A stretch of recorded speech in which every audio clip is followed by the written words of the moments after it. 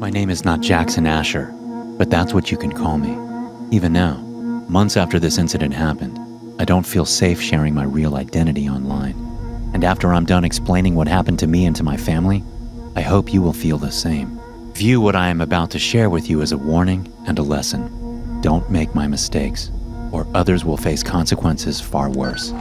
This all started because of a Little League game.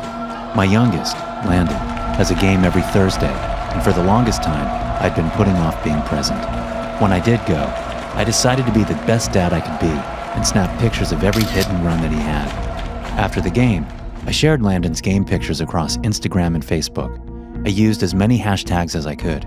I guess I was overcompensating for the fact that I didn't spend much time with him or his older brother.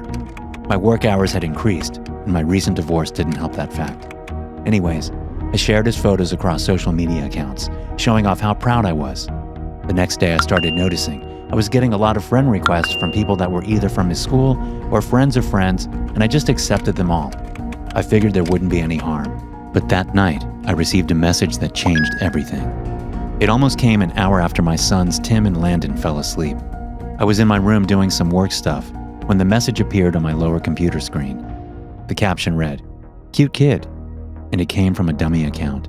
Curiously, I clicked on it and read the rest of the message, my heart beating a little faster as I went down the line of text. "I was browsing through my usual hunting grounds when I came across your pictures. Your children remind me so much of my darling Avery. She was my first.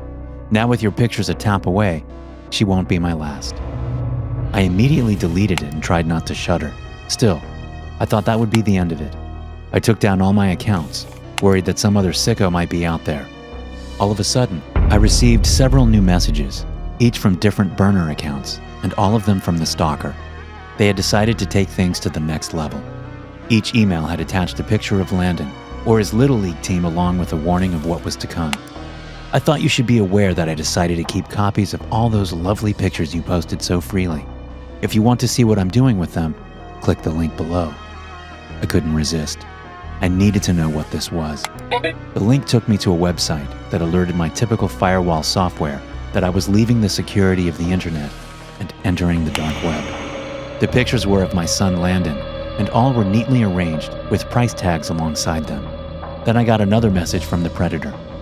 "Sharing is caring, but if you share this with the police, I can guarantee a lot worse is going to happen."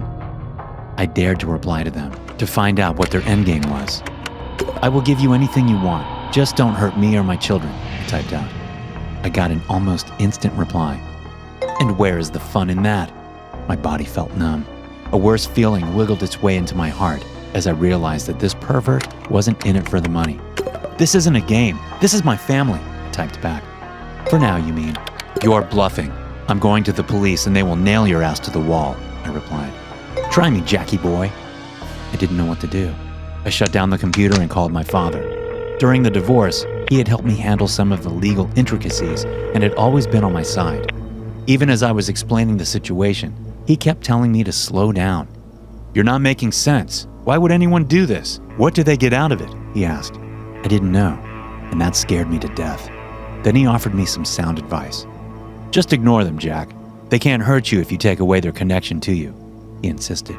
It sounded like a good idea. I told him thank you and tried to get some sleep, but the predator had other plans. Just as I was fully in dreamland, my phone buzzed. A dozen more messages flooded my screen. I clicked on all of them to mark them as spam and tried to lay back down. I even made sure Landon and Tim were fine, just because the disturbing messages were making me paranoid. Then another message made me stop dead in my tracks. "Sleep well, Jackie," the caption read. I opened it and found that I was watching a video of myself walking into my boys' room and tucking them into bed.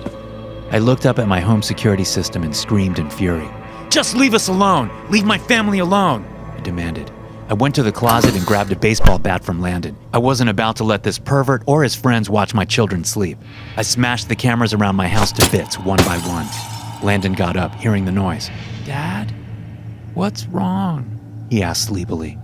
"Get back in bed," I ordered him as the phone pinged again. "Bad move, Jack. If you take away my access to them, you're gonna regret it." This time, I was on the offensive. "I'm not letting you see anything about them ever again, and I will go to the police first thing in the morning." Their reply was unexpected. Why wait? Let's call them now. I couldn't help to text back a confused response. What? What do you mean? Landon kept tugging at me as I reconnected to their sicko website automatically.